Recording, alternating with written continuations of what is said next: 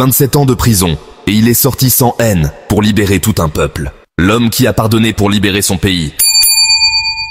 Il s'appelait Nelson Rolihlahla Mandela, et son nom est devenu synonyme de liberté et de paix. Mais avant d'être un héros mondial, Mandela fut un homme brisé, emprisonné, mais jamais vaincu. Né en 1918 dans un petit village du Transkei, en Afrique du Sud, il grandit dans une société dominée par la ségrégation raciale. Les Noirs n'avaient aucun droit, aucune dignité, aucune liberté. Mais Mandela, lui, refusait de se soumettre. Jeune étudiant en droit, il découvre les injustices du système et rejoint l'ANC, le Congrès national africain, pour combattre l'apartheid, ce régime cruel qui séparait les Blancs et les Noirs jusque dans les écoles, les bus et les hôpitaux. Au début, il prône la résistance pacifique, mais face à la violence du régime, il comprend que la liberté ne se mendie pas, elle se conquiert. Il crée alors la branche armée de l'ANC, Umkhonto we Sizwe, la lance de la nation. En 1962, il est arrêté, accusé de complot contre l'État et condamné à la prison à vie. Il a alors 44 ans. Pendant 27 longues années, il est enfermé sur l'île de Robben Island, dans une cellule minuscule. On le prive de tout, on le humilie. Mais il garde la tête haute. Chaque jour, il médite, il apprend, il lit, il prépare la liberté de son peuple. Son esprit devient plus fort que ses chaînes. Et dehors, le monde n'oublie pas son nom.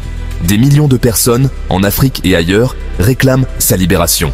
Le monde entier finit par reconnaître que Mandela n'est pas un criminel, mais un symbole. Le 11 février 1990, après 27 ans de captivité, Nelson Mandela est enfin libre. Mais le plus incroyable, c'est qu'il sort sans haine, aucun désir de vengeance, aucune revanche. Il veut la paix, il veut l'unité. En 1994, il devient le premier président noir de l'histoire de l'Afrique du Sud. Il transforme un pays déchiré par la haine raciale en une nation arc-en-ciel. Et au lieu de diviser, il pardonne.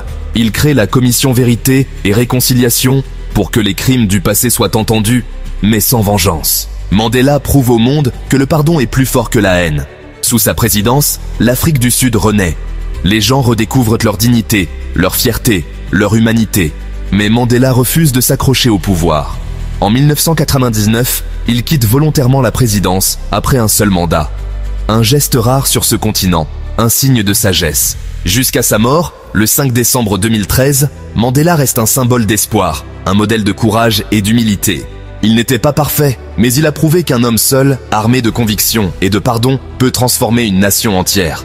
Être libre, ce n'est pas seulement se débarrasser de ses chaînes, c'est vivre en respectant et en renforçant la liberté des autres. Nelson Mandela, aujourd'hui encore, son héritage brille dans le cœur de millions d'Africains, parce qu'il nous a appris une chose.